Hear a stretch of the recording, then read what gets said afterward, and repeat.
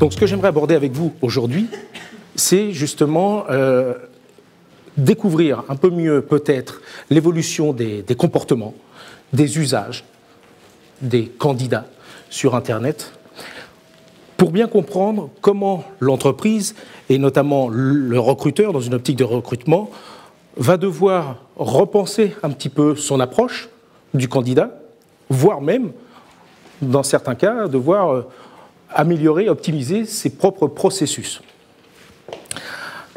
Quand on parle de réseaux sociaux, j'imagine que vous avez à peu près tous des profils sociaux, à titre personnel ou professionnel. Oui, c'est le cas. La grosse problématique que l'on rencontre, généralement, et celle dont tout le monde parle sans pour autant l'appliquer, c'est de bien faire la différence entre sa sphère privée et sa sphère professionnelle. Ça, on est tous d'accord, tout le monde le dit, le répète. Mais finalement, qui réellement l'applique et y fait vraiment attention? Et en tant que recruteur,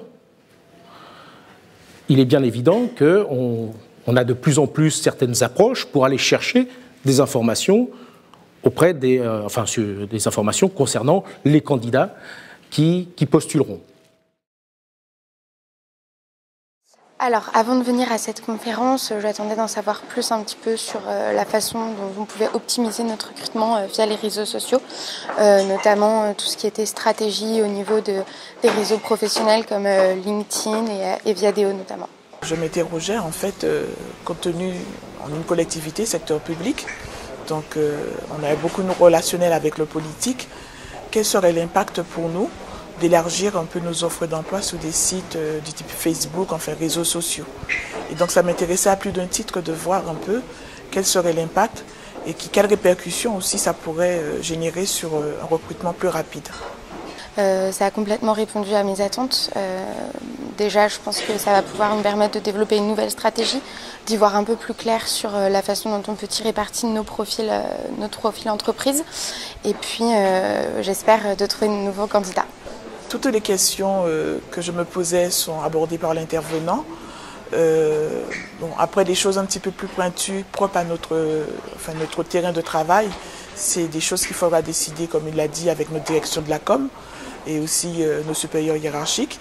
Parce qu'en fait, on a ce qu'on appelle l'irréputation à tenir. Et on doit savoir vraiment sur quel site vraiment diffuser nos annonces et surtout quel type d'annonce. Pratique. Concis. Clair. Intéressant. Synthétique. Ce qui était intéressant de découvrir, c'est que l'audience, donc des professionnels du recrutement, semble encore très éloignée de ces sujets sur les réseaux sociaux, comment utiliser les réseaux sociaux et pourquoi. On relève que généralement les quelques réseaux sociaux qui sont utilisés sont les réseaux classiques dans le domaine professionnel, LinkedIn ou Viadeo, sans pour autant que leur optimisation soit complète. Si on parle maintenant d'autres outils tels que des outils liés à des formats de photos, de vidéos ou même de Twitter, là nous sommes à des années-lumière encore apparemment pour cette audience. Donc c'était très intéressant de leur montrer l'étendue des possibilités, de leur montrer ce que certaines entreprises font déjà dans le domaine du recrutement, pourquoi elles le font et surtout comment il est intéressant d'utiliser ces outils-là qui ne sont que des outils, qui doivent être perçus comme des leviers complémentaires des actions qu'ils mènent par ailleurs et surtout de bien réfléchir à la cible qu'ils veulent toucher pour leur apporter, au travers de ces outils, des contenus à valeur ajoutée.